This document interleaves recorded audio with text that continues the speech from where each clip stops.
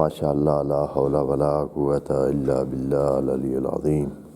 اعوذ باللہ من الشیطان الرجیم، بسم اللہ الرحمن الرحیم۔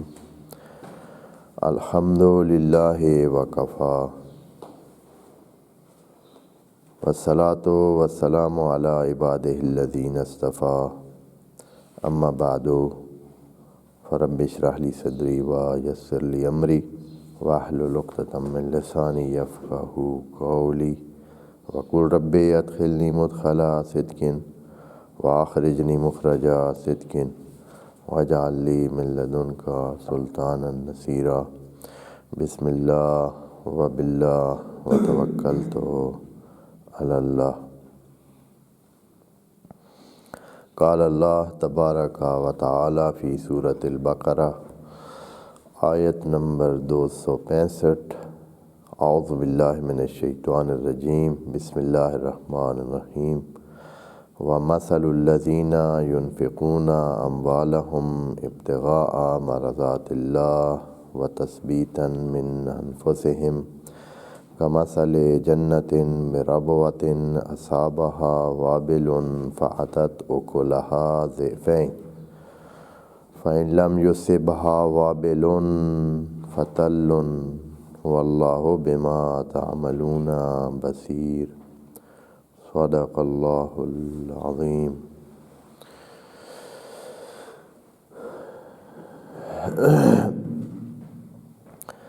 انفاق کی بات جاری ہے۔ خدائے منان نے اس آیت میں 265 میں ایک متقابل مثال دی ہے۔ وعلیکم السلام۔ ایک اور مثال کے ذریعے مزید انفاق کے مسئلے کو اور اس میں خلوص کی اہمیت کو بیان فرمایا ہے۔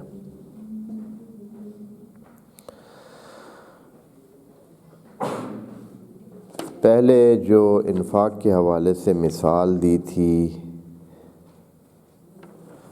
اس میں مثال دی تھی کہ اگر کوئی بندہ انفاق کرتا ہے اور خرچ کرتا ہے اور مال کو خود سے دور کر دیتا ہے، اپنا ایک طرح کا قربانی دے دیتا ہے، ایثار کرتا ہے، لیکن اس کے ساتھ ہی وعلیکم السلام وہ ایک تو اپنے اندر بڑائی کا احساس کرنے لگ جاتا ہے اور خود کو کوئی چیز سمجھنے لگ جاتا ہے، یا ساتھ ہی اس کے اگلے سٹیپ میں وہ اس چیز کو اندر سے باہر نکالتا ہے اور لوگوں کے سامنے اس کو پیش کرتا ہے اور اذیت کا باعث بنتا ہے لوگوں کی۔ تو یہ ایسے ہی ہے جیسے کوئی انسان ایک اچھی مٹی تیار کرے، ایک اچھی مٹی اس کے پاس ہو جس میں بہت کچھ وہ اگا سکتا ہے، لیکن اس پر بہت شدید قسم کی بارش اور طوفانی بارش برسے اور اس کو صاف کر کے مٹی کو سب کو لے جائے اور پیچھے اس کے پاس پتھر رہ جائے۔ پتھر پہ نہ تو وہ کچھ اس سے حاصل کر سکتا ہے، نہ ہی پتھر سے کچھ پھوٹ سکتا ہے، نہ ہی اس سے کچھ اگایا آ سکتا ہے، اور ایک بے فائدہ چیز اس کے پاس رہ جائے گی۔ اس کے مقابلے میں خدائے کریم مثال دیتا ہے ان کی جو دنیاوی امور کی طلب کے لیے انفاق نہیں کرتا ہے، وہ اپنے اندر کی بڑھوتری کے لیے نہیں کرتا ہے، وہ اپنے آپ کو بڑا بنانے کے لیے، لوگوں کے سامنے ایک رخ دینے کے لیے نہیں، بلکہ اللہ کی مرضیاں لینے کے لیے، اللہ کی مرضی کو حاصل کرنے کے لیے کہ اس کا اثر دنیا میں وہ نہیں دکھانا چاہتا ہے، وہ اپنا اس چیز کا اثر اللہ کے سامنے پیش کر کے اللہ سے حاصل کرنا چاہتا ہے، اور اللہ کی سے جو حاصل کیا جا سکتا ہے وہ اللہ کی مرضی ہے کہ اللہ کی رضا ہو، اور اللہ کی پھر رضا کے بعد اگلے مرحلے میں مرضی ہو۔ رضا تو یہ ہوتا ہے کہ آپ کے کام پہ اللہ راضی ہو، آپ نے کوئی کام کیا، آپ نے کوئی مسئلہ کیا، آپ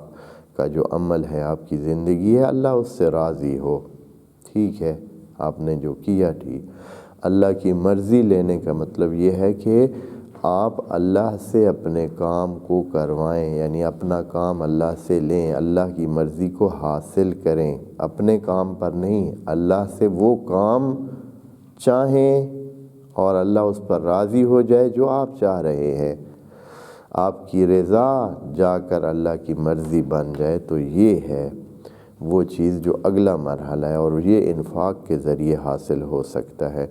تو اگر یہ چاہتے ہیں تو اس کی مثال آج دیتے ہیں۔ اگر کوئی اس طرح چاہتا ہے کہ وہ اللہ کی مرضی حاصل کرے، اور ایک اور چیز بھی یہاں ذکر کی ہے، اس کی بھی تھوڑی تفصیل عرض کی تھی، اب اس کا جو دوسرا نقطہ ہے وہ بیان کرنا ہے۔ وہ اللہ تعالیٰ فرما رہا ہے کہ وَمَثَلُ الَّذِينَ يُنْفِقُونَ أَمْوَالَهُمْ ابْتِغَاءَ مَرْضَاتِ اللَّهِ، انفاق مال کی ایک وجہ تو یہ ہے کہ وہ اللہ کی مرضیاں حاصل کرنا چاہتے ہیں۔ مرضی بھی نہیں کہا ہے، یہ جو ایک نے مرضی ہوتا ہے نا کہ ایک دفعہ، مرضیاں یعنی بار بار مختلف کاموں میں انسان اپنے جو انسان کے مختلف چاہنے ہیں، اللہ اس کے مطابق کام کرے گا، اللہ اس کے مطابق اس کو دے گا، اس کے چاہنے کے مطابق۔ مرضیاں وَتَثْبِيتًا مِّنْ أَنفُسِهِمْ، اور دوسری چیز جو اس سے حاصل ہوتی ہے اور وہ اس کو حاصل کرنا چاہتے ہیں، وہ یہ ہے کہ تثبیتاً من انفسہم، یہ من کی بارے میں بات کرنا تھا۔ من جو ہے یہاں لگا کر خدا کریم نے بتایا ہے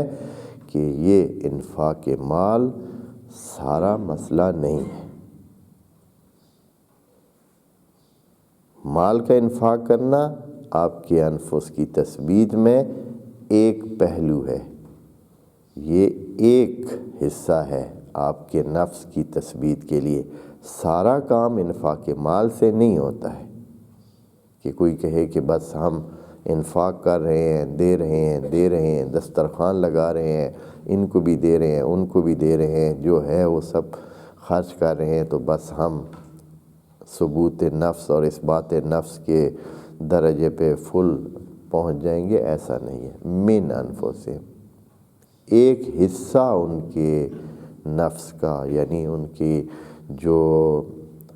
استقرار ہے، جو استحکام ہے، جو ان کو استحکام حاصل ہونا ہے اندرونی، اس اندرونی استحکام کا ایک حصہ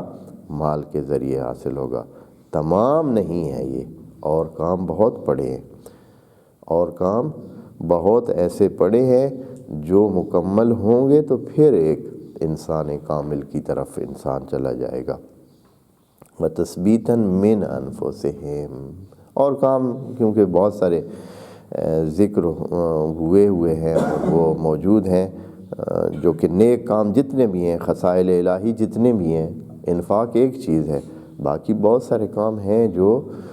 جیسے یہ ہے کہ مثلا رحم کرنا، معاف کرنا، کرم کرنا، سچ بولنا، جھوٹ نہ بولنا، یعنی خرابیوں سے دور رہنا، اور اچھائیاں جتنی ہیں ان کو اپنانا، یہ ہر ایک کا کردار ہے تثبیت انفس میں، اور اس میں سے ایک یہ ہے جو انفاق مال ہے۔ وَتَثْبِيتًا مِّنْ أَنفُسِهِمْ۔ اب مثال کی طرف چلتے ہیں۔